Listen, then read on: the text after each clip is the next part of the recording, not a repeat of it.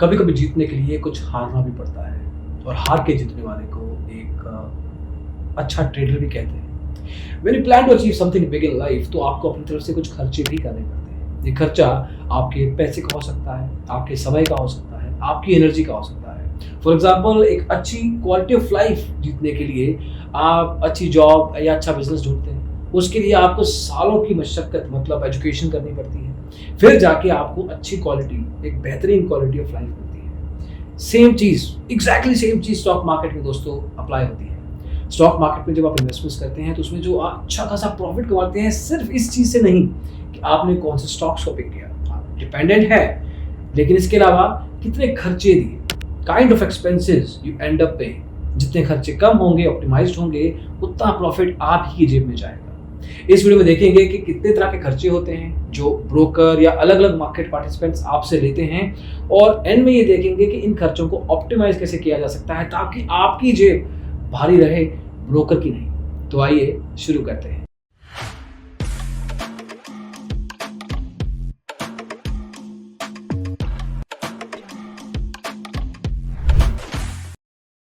तो दोस्तों, ये तो सब जानते हैं कि शेयर मार्केट में इन्वेस्टमेंट करने के लिए आपको डीमैट अकाउंट एक बेसिक नेसेसिटी है। डीमैट अकाउंट एक फाउंडेशन की तरह है। मान लीजिए कि बिल्डिंग है जो लंबी है, खूबसूरत है, मेस्मराइजिंग है, अच्छी फाउंडेशन भी है। डीमैट अकाउंट यही फाउंडेशन की तरह काम करता है। अब एक फाउंडेशन के लिए खर्चा करना पड़ता है, तो डीमैट अकाउंट में भी खर्चा जाता है। डीमैट अकाउंट ओपनिंग का भी खर्चा होता है, हालांकि ज़्यादातर ब्रोकर आजकल ये खर्चा नहीं लेते। उसके अलावा मेंटेनेंस के भी खर्चे होते हैं। तो सबसे पहला शेयर मार्केट का खर्चा है डीमैट अकाउंट कॉस्ट। इसमें ओपनिंग कॉस्ट आती है। ज़्यादातर ब्रोकर फ्री में रखते हैं, लेकिन कुछ ब्रोकर 200-300 रुपया वन टाइम कॉस्ट, एक ही बार खर्चा होगा, आपको बार बार खर्चा ये नहीं देना। तो डीमैट अकाउंट ओपनिंग खर्चा सबसे पहला कदम हो सकता है खर्चे की तरफ जब आप शेयर मार्केट में अपनी मंजिल देखते हैं। दूसरा खर्चा है उसी अकाउंट को मेंटेन करने के लिए। अब अकाउंट खोल लिया, अब ब्रोकर उसको मेंटेन करने के लिए अपनी तरफ से एफर्ट्स लगाता है, ऑपरेशनल कॉस्ट उसकी लगती है। उस कॉस्ट को मैनेज करने के लिए वो आपसे AMC, अकाउंट मेंटेनेंस कॉस्ट नाम का खर्चा चार्ज करता है। अब ज़्यादातर ब्रोकर यहाँ पे भी पहले साल का AMC फ्री कर देते हैं। कुछ ब्रोकर्स इस AMC को अलग अलग महीनों में या क्वार्टर में ब्रेक कर देते हैं ताकि आपको एक ही बार में लमसम कॉस्ट ना देना पड़े। आप कुछ इंस्टॉलमेंट्स में या कुछ क्वार्टरली लेवल पे ब्रेक करके ये खर्चे को यूज करें। ज़्यादातर ब्रोकर्स सेकंड ईयर से, दूसरे साल से इस खर्चे को लगाते हैं, तो पहला साल फ्री रहता है। तो दूसरा खर्चा है दोस्तों डीमैट अकाउंट AMC, मतलब अकाउंट मेंटेनेंस चार्ज। अगर रेंज की बात करें तो अकाउंट ओपनिंग 200, 300, 400, 800, 1000 रुपए तक हो सकती है डिपेंडिंग ऑन द ब्रोकर, और वहीं पे डीमैट अकाउंट AMC का रेंज 300 रुपए से 900 रुपए रहता है। अगेन फर्स्ट ईयर फ्री होता है, ज्यादातर मैंडेटरी नहीं है। कुछ ब्रोकर्स पहले साल से AMC ले सकते हैं, लेकिन 300 से 900 का रेंज ध्यान रखिए, जो आपको हर साल, ये रेकरिंग कॉस्ट है जो हर साल लगेगी। तीसरा खर्चा दोस्तों होता है ब्रोकरेज का, कमीशन का। आप घर किराए पे या खरीदते हैं तो आप ब्रोकर का इस्तेमाल करते हैं, तो आपसे कमीशन लेता है। 15 दिन का किराया ले लेगा, महीने का किराया ले लेगा। अगर बाइंग कर रहे हैं तो कुछ परसेंटेज ओवरऑल ट्रांजैक्शन वैल्यू का रहेगा। शेयर मार्केट की दुनिया में भी ब्रोकरेज चार्जेस उसी लाइन पे है, लेकिन ये डिपेंड करते हैं कुछ चीज़ों पे। पहली चीज़ है कि किस सेगमेंट में आप ट्रेडिंग कर रहे हैं, इंट्राडे, डिलीवरी, फ्यूचर ऑप्शंस, कहाँ पे पैसा लगा रहे हैं, उसके बेस पे खर्चा डिसाइड होता है। दूसरा है कि कौन से टाइप ऑफ ब्रोकर के साथ आपका डीमैट और ट्रेडिंग अकाउंट है। अगर आपका फुल सर्विस ब्रोकर है, या डिस्काउंट, या बैंक बेस्ड, या हाइब्रिड, डिपेंडिंग कौन सा ब्रोकर, उस हिसाब का खर्चा। डिस्काउंट के खर्चे ब्रोकरेज के लेवल पर रिलेटिवली कम होते हैं, फुल सर्विस के रिलेटिवली ज़्यादा, बैंक बेस्ड कई बार उससे भी ज़्यादा।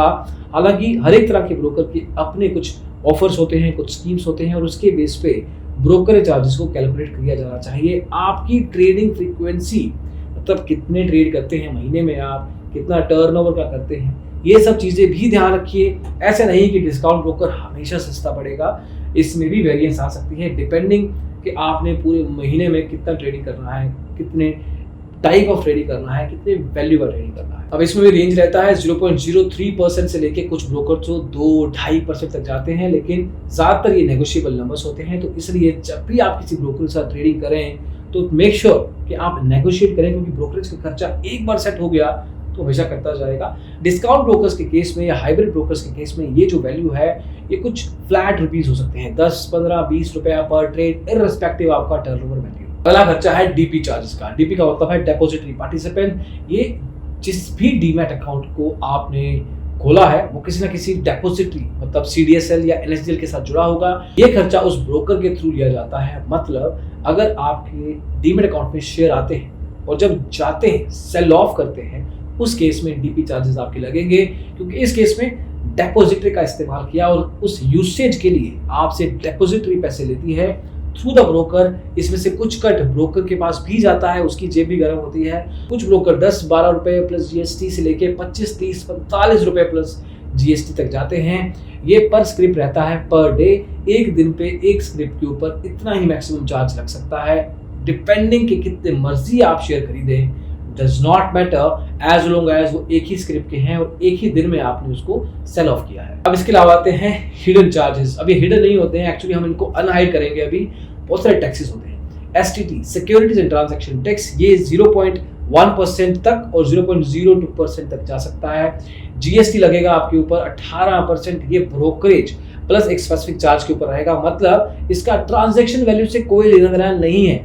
अगर डिस्काउंट ब्रोकर है ना, तो डिस्काउंट ब्रोकर ने अगर आपसे फ्लैट 10 रुपए लिए हैं, साथ में कुछ खर्चे लगाए जाएंगे, उसके ऊपर का 18% लगना है, ट्रांजैक्शन का नहीं। Then you have other taxes जो आपको पता होना चाहिए। सेबी का खुद का चार्जेस होता है, पर करोड़ रुपीज का टर्नओवर पे 10 रुपया सेबी लेगा, तो कुछ खास नहीं लगता। फिर उसके अलावा ट्रांजैक्शन चार्जेस हैं जो कि 0.003% रहता है। स्टैम्प ड्यूटी चार्जेस हैं 0.003%, ये सिर्फ बाय साइड पे लगते हैं। तो ये कुछ टैक्सेस हैं, ये कुछ खर्चे हैं जो अलग अलग मार्केट पार्टिसिपेंट्स लेते हैं। इसमें सेबी आ जाएगा, एक्सचेंज आ जाएगा, स्टेट गवर्नमेंट आ जाएगी, सेंट्रल गवर्नमेंट आ जाएगी। ये सब लोग जब भी आप ट्रेडिंग करते हैं, इन्वेस्टमेंट करते हैं, सब लोग कमाते हैं। इस वीडियो में आगे बढ़ने से पहले इस वीडियो के स्पॉन्सर के बारे में बात करना जरूरी है। बजाज फिनसर्व हेल्थ लेके आया है आरोग्य केयर हेल्थ प्लान, जो कि आपको better health at minimum cost provide करने की कोशिश करते हैं। अब इसमें कुछ रेगुलर हेल्थ एक्सपेंसेस होते हैं, जैसे कि regular annual health checkup, doctor की consultation fees, prescribed lab test, network discounts on medicine, hospital rooms, rents and health insurance. अब इस हेल्थ केयर प्लान में दोस्तों आपको regular health expenses, health insurance मिलती है, आपको in person as well as over telephone, audio video expertise, doctor की consultation मिलती है।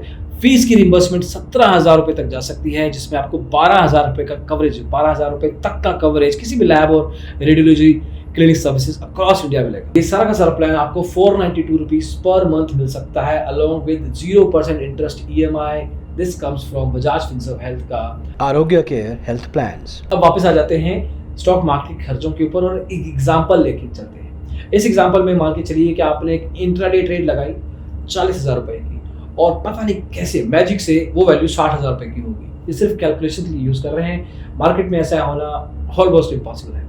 तो ओवरऑल टर्नओवर हो गया 40,000 प्लस 60,000, 1 लाख रुपए। अब हम कुछ खर्चों की बात करते हैं जो हमने थ्योरेटिकली बताया, प्रैक्टिकली नहीं। अब सबसे पहले दोस्तों लेके चलते हैं ब्रोकरेज का खर्चा।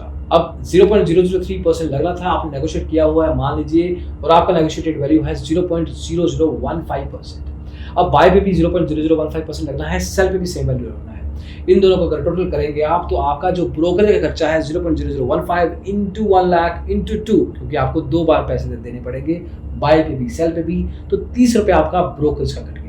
इसके अलावा then you have STT charges which stands at 0.02%। ये लगेगा दोस्तों 60,000 रुपए के ऊपर, क्योंकि लगेगा सिर्फ सेल साइड पे। 0.02% इंटू 60,000, 12 रुपए आपको STT चार्ज देने हैं। ट्रांजैक्शन कॉस्ट समवेयर अराउंड 0.003%, ये लाख रुपए पे लगेगी, ये 3 रुपए आपको देने हैं।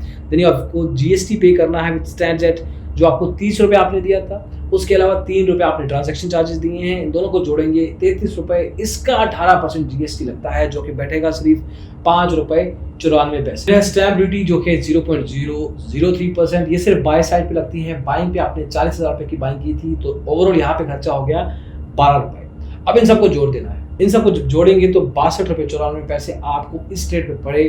देखिए 20,000 रुपए का प्रॉफिट था, 62 रुपए आपके कट जाएंगे इंक्लूडिंग ब्रोकरेज एंड एवरीथिंग, बाकी का जो वैल्यू है वो जाएगा आपकी जेब में। अब ये सब ठीक है, इस खर्चे को कम और कैसे किया जा सकता है? देखिए आपको ये पता होना चाहिए कि बहुत सारे डिस्काउंट ब्रोकर फ्लैट वैल्यू देते हैं, ₹10 से लेके ₹20 पर ट्रेड। तो जो हमने 0.003% या 0.03% किया, वो वैल्यू फ्लैट भी हो सकती थी। ₹20 बाय, ₹20 सेल। अगर आपने 1 करोड़ रुपए का भी टर्नओवर किया है, उससे भी ज़्यादा, तो भी ये ₹20 हिलेंगे नहीं, उतने ही देने पड़ेंगे। फिर कुछ ब्रोकर डिपेंडिंग ऑन कि आपका ट्रेडिंग स्टाइल है कि आप बहुत ट्रेडिंग करते हैं, दिन में 20-25 ट्रेड मारते हैं, महीने के 600 ट्रेड करते हैं, आपको एक स्पेसिफिक फिक्स प्लान दे देंगे। ₹500, ₹1000 महीने का दीजिए, ₹2000 दीजिए महीने का, और जितने मर्जी ट्रेड कीजिए। फॉर एग्जाम्पल अगर आप 500 ट्रेड भी करते हैं ₹20 के हिसाब से, आपको ₹10,000 ब्रोकरेज देनी पड़ सकती है। लेकिन आप अगर किसी का सब्सक्रिप्शन प्लान लेते हैं 2 से ₹3000 के बीच में, तो उस केस में आपका अच्छा खासा सेविंग हो गया। So depends on the trading style, number of trade you place, ये सब ब्रोकरेज चार्जेस आपके ऑप्टिमाइज हो सकते हैं। अकाउंट मेंटेनेंस भी बचाया जा सकता है depending on the broker you choose. कई ब्रोकर हैं इंडिया में जो कि आपको फॉर लाइफ एएमसी फ्री कर देते हैं, एक स्पेसिफिक टोकन वैल्यू लेके। अकाउंट ओपनिंग ऑब्वियसली ऑप्टिमाइज की जा सकती है, जहाँ पे ऐसा ब्रोकर आप चुने जिसका अकाउंट ओपनिंग कॉस्ट फ्री है। बाकी के खर्चे जो सरकारी खर्चे हैं उनको अवॉइड नहीं किया जा सकता। तो अंत में यही है कि ज़्यादातर बचपन में हम सीखते हैं कि पिगी बैंक लेके किस तरह से पैसे बचाए जाएं। शेयर मार्केट में भी पैसे कमाने के लिए हम आते हैं, लेकिन पैसे बचाने भी हमें आना चाहिए। ये सब खर्चों को ऑप्टिमाइज करने की कोशिश कीजिए। अगर आपका डीमैट अकाउंट ऑलरेडी है, चेक कीजिए कितना ब्रोकरेज, कितना ओवरऑल पैसा आप दे चुके हैं, किस तरह की स्ट्रेटजीज के साथ आप पैसा बचा सकते थे। सिर्फ ब्रोकर चेंज करने से क्या आप रेगुलर लेवल पे प्रॉफिट जो ब्रोकर की जेब में डाल रहे हैं वो अपनी जेब में डाल सकते हैं। इन सब को चीज़ को समझिए। पहली बार ट्रेडिंग कर रहे हैं तो पहली बार में समझ जाइए कि ब्रोकर के खर्चे को बचाना आसान है, as long as you understand how to do it. ज़रूरी नहीं है कि महंगे ब्रोकर के पास ही जाना है, आप एक ठीक ठाक ब्रोकर के साथ अच्छा खासा खर्चा ऑप्टिमाइज करके अपना प्रॉफिट बढ़ा सकते हैं। हाँ, बाकी बजाज फिनसर्व हेल्थ के बाकी के प्लान्स को जानने के लिए डिस्क्रिप्शन में आपको लिंक मिल जाएगा, उसकी जानकारी आपको वहीं से मिल जाएगी, that you can check out and feel free to go ahead and find more about it। अभी के लिए इतना ही दोस्तों इस वीडियो में। अगली वीडियो में जल्दी मिलेंगे। इसको देखने के लिए बहुत बहुत शुक्रिया।